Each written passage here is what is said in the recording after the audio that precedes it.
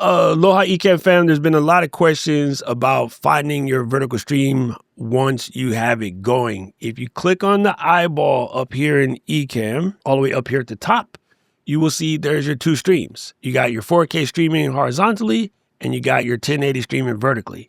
If you click on the share sheet, you can say, view in your browser, copy the URL, go to YouTube Studio, go to the control room, and you can even end the stream. So right now I'm going to end the vertical stream real quick.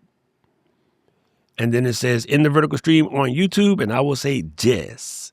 And then that stream is stopping, and now the main stream is still going. Note when you end this stream, it probably also ends the recording if you are recording at the same time, but you can go in there and end streams for different platforms without ending the stream on another platform.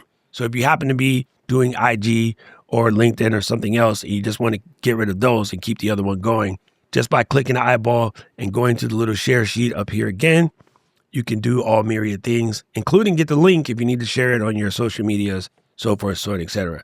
So that, my friends, is a little quick tip. And of course, if you have any other questions, comments, or feedback, drop those down in the comment section below. And we got another video that we think you should watch. Check it out right now.